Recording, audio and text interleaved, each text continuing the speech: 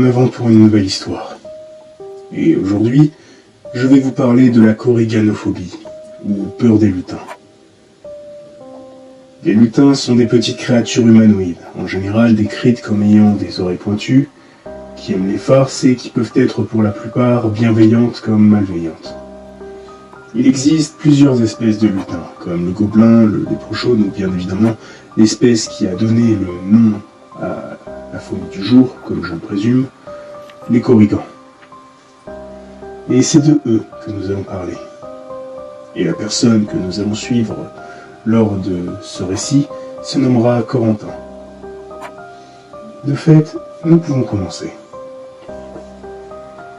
C'est dans un lieu sombre où notre témoin des événements ne voyait ni ses mains ni ses pieds, ni rien d'autre que notre histoire commença. Les questions se bousculaient dans sa tête quand il entendit des petits bruits étranges. Et quelqu'un ? Arrêtez, c'est pas drôle ! Il a raison. Arrêtez.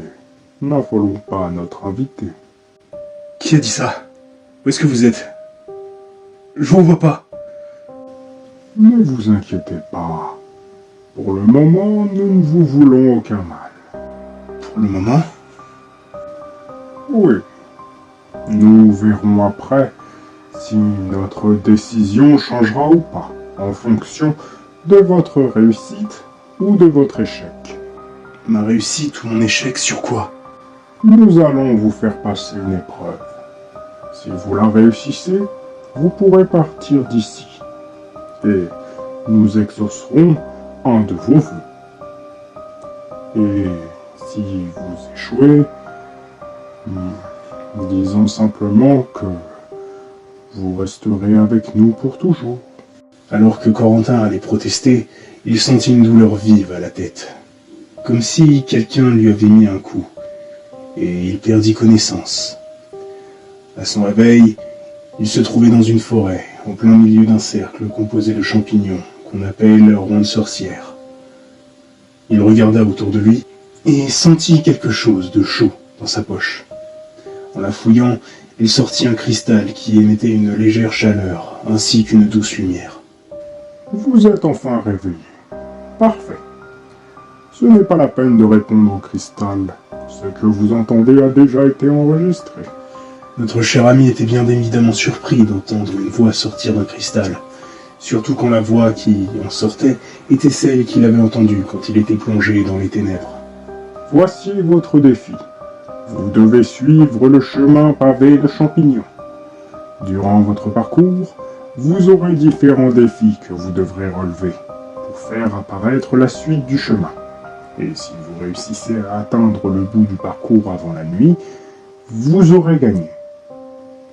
En revanche, si la nuit tombe avant que vous n'atteigniez la fin du parcours, vous aurez perdu. Le cristal vous donnera les informations nécessaires quand vous arriverez sur le lieu d'un défi. Corentin ne comprenait pas ce qui lui arrivait, et il n'arrêtait pas de se poser des questions. Qu'est-ce qu'il se passe ? Pourquoi moi ? Où suis-je ? Etc. Mais il prit vite conscience de la situation.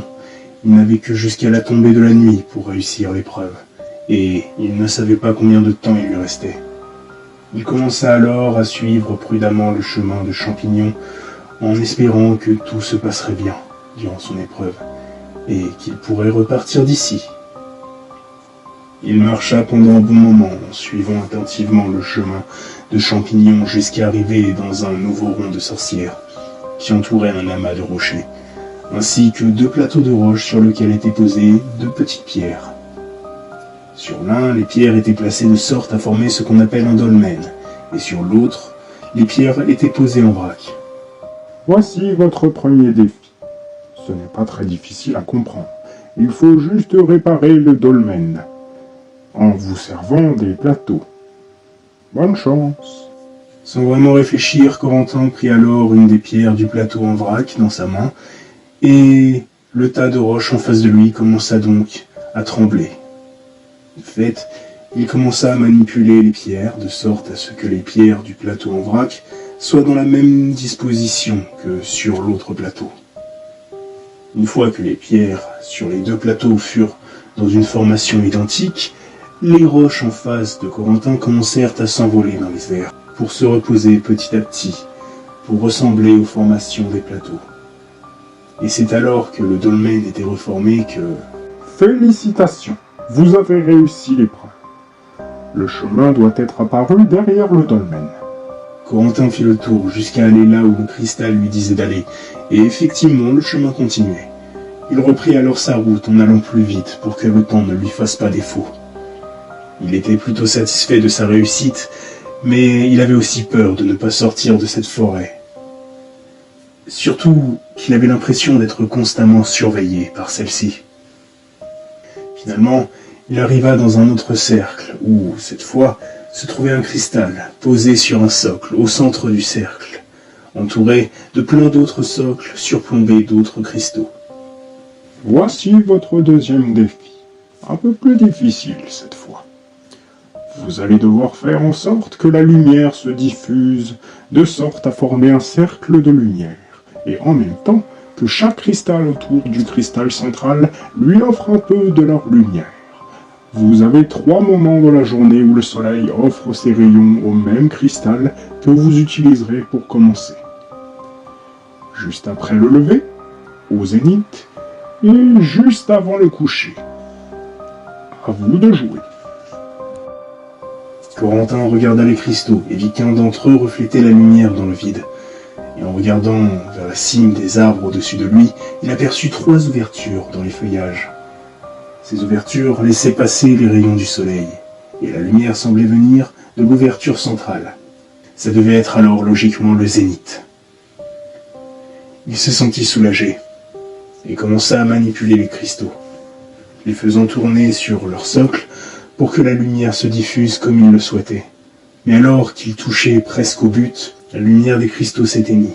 Non, qu'est-ce qui se passe? Il regarda à la cime des arbres, et la lumière s'était évanouie dans les feuillages. Il savait bien ce que ça signifiait. Il allait devoir attendre que la lumière revienne, et que ce serait juste avant le coucher du soleil.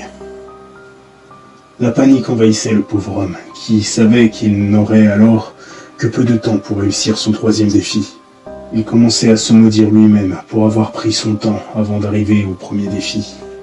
J'aurais dû me précipiter dès le départ. Si je l'avais fait, j'aurais déjà fini le 2e défi. Les heures lui semblaient longues en attendant que les rayons du soleil reviennent. Il essayait de manipuler les cristaux de différentes façons pour voir si ce n'était qu'une question de positionnement, pour les remettre de la même façon qu'il les avait placés avant que la lumière ne s'éteigne, quand il eut testé moult autres formations. Finalement, au bout de cette longue attente, la lumière des cristaux réapparut, au moment où les rayons commencèrent à transpercer la 3e ouverture. Corentin se hâta alors de continuer les manipulations des cristaux restants, et en très peu de temps, tous les cristaux étaient reliés entre eux et avec le cristal central. Et une fois tous les cristaux reliés et illuminés... Bravo, vous avez réussi le 2e défi. Dépêchez-vous de continuer. Il vous en reste un 3e. Il serait dommage que vous perdiez du temps.